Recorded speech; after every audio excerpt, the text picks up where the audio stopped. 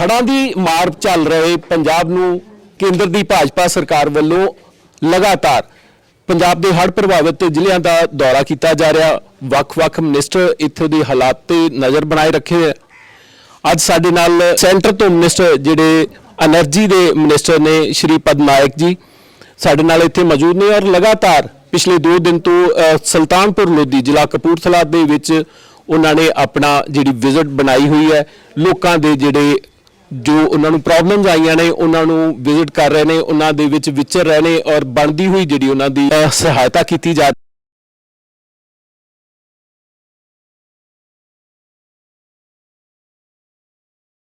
है। इस वेले साडे नाल मौजूद ने, गलबात करांगे। सर नमस्कार। नमस्कार। नमस्कार जी। सर सबसे पहले जो पंजाब में फ्लड आए हैं कैसा देखते हैं, कैसा जो आपने अभी तक एनालिसिस किया है, कैसे हालात हैं? कई डिस्ट्रिक्ट में, पंजाब के कई डिस्ट्रिक्ट में ये हालत बहुत बिगड़ी हुई है। जो पानी आ गया और जो जिस तरह से हाहाकार मच गया, और इसलिए माननीय प्रधानमंत्री जी ने हमको पूरे सभी सेंटर के सभी मिनिस्टर को कहा कि जहाँ जहाँ ऐसी हालात है वहाँ जाके लोगों की खबर लेना, उनको मदद पहुँचाना, वहाँ की स्थिति का जायज़ा लेके अब हम क्या कर सकते, केंद्र सरकार क्या कर सकते हैं, जितनी मदद दे सकते हैं वो देना चाहिए, इसलिए हम सबको भेजा। मैं 15 दिन पहले पटियाला डिस्ट्रिक्ट में गया था, वहाँ भी ऐसी बाढ़ की स्थिति थी। वहाँ हमने मदद पहुँचाई, वहाँ का जायज़ा लिया, केंद्र को माननीय प्रधानमंत्री जी को पहुँचाया। उसी तरह जो कुछ मदद इसी के आधार पर जो मदद आ गई वो लोगों तक पहुँच रही है। फिर मैं कल से कपूरथला में हूँ, दूसरा सेकंड बार मैं यहाँ पंजाब में आया हूँ और यहाँ की कल से मैं इस स्थिति का जायज़ा लेने के लिए कल परसों रात को पहुँचे थे। कल सुबह हमने बेर साहिब इसमें जाके माथा टेका, वहाँ की हालत देखी और बुले एलिमेंट जो गांव है, जो अलग अलग बुले वो एलिमेंट वो वहाँ जाके हमने लोगों से मिलना हुआ, वहाँ की क्या राहत, इसकी स्थिति क्या है इसका जायज़ा ले लिया। लोगों को मदद भी, उन्हें जो कुछ जो धान का यही था वो भी वहाँ वो बकरी बाटी। आज हम अमृतपुर और राजबाग में यहाँ आज पहुँचे हैं। वहाँ की देखा, यहाँ एक अच्छा medical camp Bharatiya Janata party के ओर से लगा हुआ है। लोगों को मेडिसिन या डॉक्टर आए हुए अपने जो पार्टी के कई वेलविशर है, उन्होंने अपना ये बंद करके, कंसल्टेंसी बंद करके यहाँ आए लोगों की सेवा करे। मैं उनका धन्यवाद करता हूँ। और जो पार्टी के ओर से जो मेडिसिन लगता है वो मेडिसिन यहाँ पहुँचा हुआ है, लोगों की सेवा हो रही है। कल हम साधारणतः सैफलाबाद, आज इसके बाद में हम सैफलाबाद और भंडाल बेट पर जाएंगे और तीसरी जगह जो आज भगवान वाल्मीकि जी का ये है जयंती है, वहाँ उसके मंदिर में माथा टेकने जाएंगे। ये आज का दौरा होगा। पटनायक सर सबसे बड़ी समस्या ये है कि अभी तक पंजाब गवर्नमेंट की तरफ से कोई भी राहत का कोई पैकेज किसानों के लिए, खास करके धान की जो नुकसान हुआ उसके लिए कोई अनाउंस नहीं किया गया। क्या सेंट्रल गवर्नमेंट का भी अभी तक कोई आप एनालिसिस नहीं कर पाए कि कितना नुकसान हुआ है पंजाब का? तो उसकी जो सर्वे तो चल रही है। मैंने कल डीसी के साथ, उनके पूरी टीम के साथ कल उनके ऑफिस में रिव्यू मीटिंग ले ली है और दिवाली से पहले और 8-10 दिन में ये पूरा सर्वे कंप्लीट हो जाएगा। कि सर्वे के बिना किस तरह से बांटना वो ठीक ये नहीं होगा और इसीलिए 8-10 दिन में उसका बंटवारा हो जाएगा। दिवाली को वो जो कुछ दिवाली से पहले ये सब कुछ उसकी हो जाएगी। केंद्र सरकार ने जो मदद की आप सबको पता है, जो कुछ मैक्सिमम देना चाहिए था वो दे। वही जो मदद करी उसी पे ही एक जो मुद्दा बना हुआ है सर कि लोगों का नुकसान हो गया, धान का नुकसान हो गया, घरों का नुकसान हो गया, लेकिन एक तरफ तो 1600 करोड़ है और दूसरी तरफ 12,000 करोड़ है। और ये जो लोगों के में पैनिक बना हुआ कि इसका क्या, लोगों को कुछ मिलेगा या जल्दी उसका बंटवारा लोगों तक वो मदद पहुंचनी चाहिए। हम इसलिए राज्य सरकार ने थोड़ा सा अपना जो स्पीड तो बढ़ाना चाहिए, ताकि मदद उसी वक्त ज़रूरत होती है जहाँ उनको ज़रूरत है। और इसलिए हम भी रिक्वेस्ट कर रहे हैं कि जल्दी से जल्दी वो मदद जो भेजी है केंद्र ने वो लोगों तक पहुँचाने का काम करना चाहिए।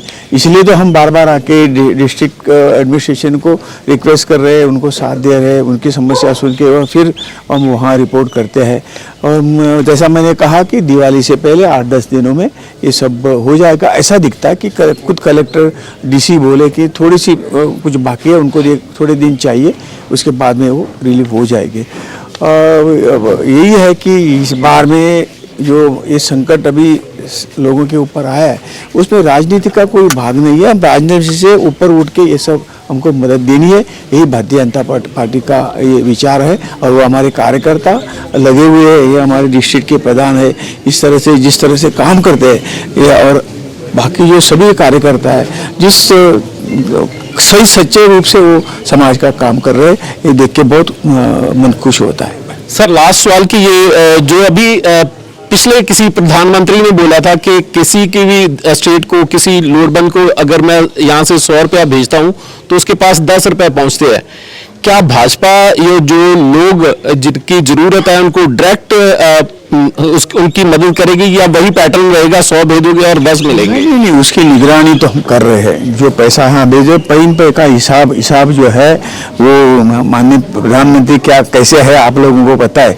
कहीं पैसा वो कहीं लीक नहीं हुआ, जो जरूरतमंद को ही वो पैसा पहुँचेगा, ये हमारा यह है क्या। तो सर 12,000 करोड़ पे जो SDRF का, उस पे कुछ कहना चाहेंगे? ये तो दिया है, सबको पता है। ये जो रिलीफ फंड जो है उसमें का पैसे इसी के लिए खर्चा करना है और राज्य सरकार ने वो करना चाहिए बस। ਸਾਡੇ ਨਾਲ ਇਸ ਵੇਲੇ ਭਾਰਤੀ ਜਨਤਾ ਪਾਰਟੀ ਜ਼ਿਲ੍ਹਾ ਕਪੂਰਥਲਾ ਦੇ ਪ੍ਰਧਾਨ ਸਰਦਾਰ ਰਣਜੀਤ ਸਿੰਘ ਖੋਜੇਵਾਲ ਜੁੜੇ ਨੇ। ਖੋਜੇਵਾਲ ਸਾਹਿਬ, ਸਭ ਤੋਂ ਪਹਿਲਾਂ ਤਾਂ ਸਵਾਗਤ ਹੈ ਤੁਹਾਡਾ ਨਿਊਜ਼ 9 ਪੰਜਾਬ ਤੇ। ਸਾਰਿਆਂ ਨੂੰ ਵਾਹਿਗੁਰੂ ਜੀ ਕਾ ਖਾਲਸਾ, ਵਾਹਿਗੁਰੂ ਜੀ ਕੀ ਫਤਿਹ ਜੀ। ਲਗਾਤਾਰ ਦੇਖ ਰਹੇ ਹਾਂ ਕਿ ਖੋਜੇਵਾਲ ਸਾਹਿਬ ਜਿਸ ਦਿਨ ਤੋਂ ਇਹਨਾਂ ਦੀ ਹੜ੍ਹਾਂ ਦੀ ਸਥਿਤੀ ਬਣੀ ਕਪੂਰਥਲਾ ਦੇ ਵਿੱਚ, ਲਗਾਤਾਰ ਬਣੇ ਹੋਏ ਲੋਕਾਂ ਦੇ ਸੰਪਰਕ ਦੇ ਵਿੱਚ ਨੇ।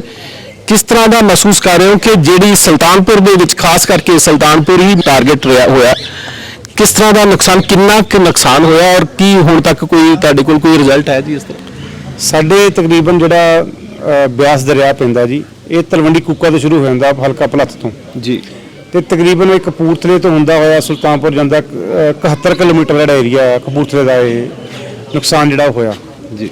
ਔਰ ਉਸ ਦੇ ਵਿੱਚ ਸਾਡੀ ਭਾਰਤੀ ਜਨਤਾ ਪਾਰਟੀ ਵੱਲੋਂ ਲਗਾਤਾਰ ਇੱਕ ਕੋਸ਼ਿਸ਼ ਜਾਰੀ ਆ ਕਿ ਜਿਨ੍ਹਾਂ ਨੂੰ ਜੋ ਵੀ ਸਮਾਨ ਚਾਹੀਦਾ ਉਹਨਾਂ ਨੂੰ ਪਹੁੰਚਾਇਆ ਜਾਵੇ ਜ਼ਰੂਰਤਮੰਦਾਂ ਨੂੰ। ਉਹਦੇ ਸਾਡੇ ਕੋਲ ਰਾਸ਼ਨ ਕਿੱਟਾਂ, ਤਰਪਾਲਾਂ, ਮੱਛਰਦਾਨੀਆਂ, ਬਰਤਨ, ਮਤਲਬ ਕਿ ਜੋ ਵੀ ਸਮਾਨ, ਕੰਬਲ, ਜੋ ਵੀ ਸਮਾਨ ਚਾਹੀਦਾ ਹੁੰਦਾ, ਲੋਕਾਂ ਦੀ ਜ਼ਰੂਰਤ ਹੁੰਦੀ ਆ, ਉਹ ਜਿਹੜਾ ਵੀ ਸਾਨੂੰ ਅਪਰੋਚ ਕਰਦਾ ਜਾਂ ਅਸੀਂ ਪਿੰਡਾਂ ਦੇ ਸਰਪੰਚਾਂ ਨੂੰ ਜਾ ਕੇ ਪੁੱਛਦੇ ਹਾਂ, ਅਸੀਂ ਟਰਾਲੀਆਂ ਭਰ ਕੇ ਉੱਥੇ ਭੇਜ ਦਿੰਦੇ ਹਾਂ। ਔਰ ਸਾਡੇ ਸੈਂਟਰ ਦੇ ਮੋਦੀ ਸਰਕਾਰ ਵੱਲੋਂ ਵੀ ਪੰਜਾਬ ਦੇ ਉੱਪਰ ਪੂਰੀ ਤਿੱਖੀ ਜਿਹੜੀ ਨਜ਼ਰ ਰੱਖੀ ਜਾ ਰਹੀ ਆ ਕਿ ਜਿਹੜਾ ਸੈਂਟਰ ਦਾ ਪੈਸਾ ਆ ਉਹ ਪੰਜਾਬ ਸਰਕਾਰ ਬੜੀ ਇਮਾਨਦਾਰੀ ਨਾਲ ਖਰਚ ਕਰੇ, ਕਿਉਂਕਿ ਇਸ ਦੁੱਖ ਦੀ ਘੜੀ ਦੇ ਵਿੱਚ ਆਪਾਂ ਸਾਰਿਆਂ ਨੂੰ ਰਾਜਨੀਤੀ ਕਰਨ ਦੀ ਬਜਾਏ ਲੋਕਾਂ ਨਾਲ ਖੜਨ ਦੀ ਜਿਹੜੀ ਉਹ ਜ਼ਰੂਰਤ ਆ। ਔਰ ਮੈਂ ਸਮਝਦਾ ਕਿ ਸਾਡੇ ਸੈਂਟਰ ਦੇ ਮੰਤਰੀ ਆ ਉਹ ਲਗਾਤਾਰ ਆ ਕੇ ਪ੍ਰਸ਼ਾਸਨ ਦੇ ਨਾਲ ਮੀਟਿੰਗਾਂ ਕਰ ਰਹੇ ਆ, ਲਗਾਤਾਰ ਜਿਹੜਾ ਇਹਦੇ ਉੱਪਰ ਨਿਗਾਹ ਰੱਖੀ ਹੋਈ ਆ ਕਿ, ਔਰ ਮੋਦੀ ਸਰਕਾਰ ਨੇ ਇਹ ਵੀ ਕਹਿ ਦਿੱਤਾ, ਮੋਦੀ ਸਾਹਿਬ ਨੇ, ਕਿ ਇਹ ਪੈਸਾ ਤੁਸੀਂ ਖਰਚ ਕਰ ਦਿਓ, ਜਿੰਨਾ ਪੈਸਾ ਤੁਹਾਨੂੰ ਪੰਜਾਬ ਵਾਸਤੇ ਚਾਹੀਦਾ। ਮੋਦੀ ਸਾਹਿਬ ਦੇ ਖਜ਼ਾਨੇ ਆ ਉਹ ਸੈਂਟਰ ਗਵਰਨਮੈਂਟ ਦੇ ਖੁੱਲੇ ਆ ਪੰਜਾਬ ਵਾਸਤੇ। ਪੰਜਾਬ ਵੱਡੇ ਦਿਲ ਦੇ ਲੋਕ ਆ, ਇੱਥੇ ਲੋਕ ਕਦੀ ਕੋਈ ਭੁੱਖਾ ਨਹੀਂ ਮਰਦਾ। ਪਰ ਜਿਹੜਾ ਨੁਕਸਾਨ ਜਿਹੜਾ ਹੋ ਗਿਆ, ਤਕਰੀਬਨ ਸਾਡੇ ਜ਼ਿਲ੍ਹੇ ਦਾ ਹੀ 4000 ਜਿਹੜਾ ਏਕੜ ਆ ਉਹ ਆਪਣਾ ਨੁਕਸਾਨ ਜਿਹੜਾ ਹੋ ਗਿਆ। ਔਰ ਸਾਡੇ ਜਿਹੜੇ ਲੋਕ ਆ, ਸਾਡੇ ਖੁਸ਼ੀ ਦੀ ਗੱਲ ਇਹ ਆ ਵੀ ਜਾਨੀ ਨੁਕਸਾਨ ਤੋਂ ਜਿਹੜਾ ਬਚਾਅ ਹੋ ਗਿਆ, ਪਰ ਜਿਹੜਾ ਸਾਡਾ ਜ਼ਮੀਨਾਂ ਦਾ ਨੁਕਸਾਨ ਆ, ਸਾਡੇ ਮਕਾਨਾਂ ਦਾ ਨੁਕਸਾਨ ਆ, ਉਹ ਬਹੁਤ ਜਿਹੜਾ ਜ਼ਿਆਦਾ ਹੋ ਗਿਆ।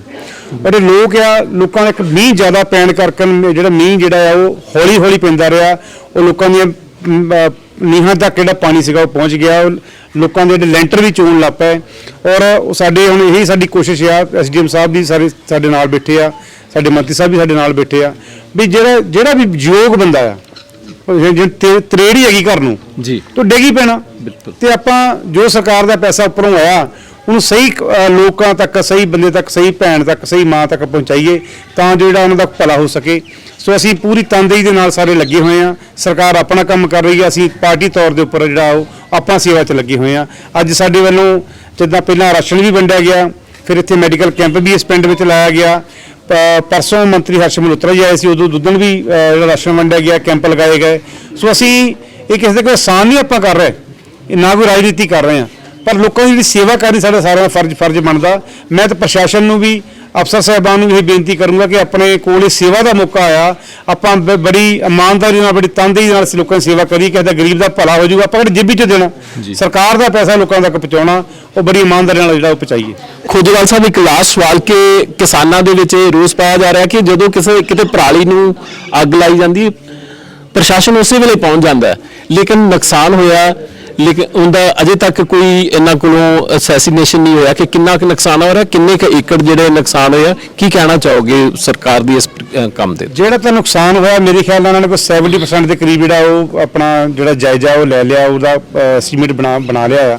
ਕੁਝ ਰਹਿੰਦੇ ਦਿਨਾਂ 'ਚ 2-4 ਦਿਨਾਂ ਵਿੱਚ ਡੀ ਸਾਹਿਬ ਨੇ ਕਿਹਾ ਵੀ ਆਪਾਂ ਉਹ ਵੀ ਜਿਹੜਾ ਹੈਗਾ ਬਣਾ ਕੇ ਸੈਂਟਰ ਗਵਰਨਮੈਂਟ ਨੂੰ ਭੇਜ ਦੇਵਾਂਗੇ। ਤਾਂ ਸਾਡੀ ਇੱਕੋ ਹੀ ਰਿਕੁਐਸਟ ਆ ਵੀ ਤੁਸੀਂ ਜਿਹੜੀ ਤੁਹਾਡੀ ਪ੍ਰਧਾਨ ਮੰਤਰੀ ਸੜਕਾਂ ਟੁੱਟੀਆਂ ਹੋਈਆਂ, ਤੁਸੀਂ ਉਹਦਾ ਅਸੈਸਮੈਂਟ ਕਰਕੇ ਭੇਜੋ ਵੀ ਇੰਨੇ ਪੈਸੇ ਚਾਹੀਦੇ ਆ, ਮਕਾਨਾਂ ਲਈ ਸਾਨੂੰ ਇੰਨੇ ਪੈਸੇ ਚਾਹੀਦੇ ਆ, ਸਾਨੂੰ ਜਿਹੜਾ ਹੈਗਾ ਖੇਤਾਂ ਵਾਸਤੇ ਜਿਹੜੀ ਮਿੱਟੀ ਕੱਢਣ ਵਾਸਤੇ ਇੰਨੇ ਪੈਸੇ ਚਾਹੀਦੇ ਆ, ਸਾਨੂੰ ਬੀਜ ਬੀਜਣ ਵਾਸਤੇ ਇੰਨੇ ਪੈਸੇ ਚਾਹੀਦੇ ਆ। ਕੋਈ ਆਪਾਂ ਐਸਟੀਮੇਟ ਬਣਾ ਕੇ ਭੇਜਾਂਗੇ ਤਾਂ ਹੀ ਮੋਦੀ ਸਰਕਾਰ ਪੈਸਾ ਭੇਜੂਗੀ ਨਾ। ਹੋਰ ਜੀ ਮੋਦੀ ਸਰਕਾਰ ਨੇ ਪਹਿਲਾਂ 12,500 ਦੇ ਕਰੀਬ ਕਰੋੜ ਦੇ ਕਰੀਬ ਪਹਿਲਾਂ ਭੇਜਿਆ, ਉਹ ਕੋਲ ਪਿਆ ਪੰਜਾਬ ਸਰਕਾਰ ਦੇ, ਤੇ ਫਿਰ ਆਪਾਂ 1600 ਕਰੋੜ ਉਦੋਂ ਲੈ ਗਏ, ਔਰ ਫਿਰ ਕਹਿ ਗਏ ਕਿ ਜਿੰਨਾ ਪੈਸਾ ਚਾਹੀਦਾ ਮੈਂ ਭੇਜਣ ਨੂੰ ਤਿਆਰ ਹਾਂ, ਪਰ ਮੈਨੂੰ ਇੱਕ ਪ੍ਰੋਜੈਕਟ ਬਣਾ ਕੇ ਦਿਓ, ਮੈਨੂੰ ਇੱਕ ਪ੍ਰੋਸੈਸ ਦੇ ਰਾਹੀਂ ਉਹ ਆਪਣਾ ਐਸਟੀਮੇਟ ਬਣਾ ਕੇ ਦਿਓ। ਹੁਣ ਆਪਾਂ ਘਰ ਦਾ ਹੀ ਖਰਚਾ ਕਰਨਾ, ਆਪਾਂ ਘਰ ਬਣਾਉਣਾ, ਆਪਾਂ ਦੱਸਾਂਗੇ ਨਾ ਵੀ ਇੰਨੇ ਲੱਖ ਲੱਗਣਾ, 2 ਲੱਖ ਲੱਗਣਾ, ਕਿੱਥੋਂ ਆਪਾਂ ਨੂੰ ਦੇ ਦੂ ਕੋਈ।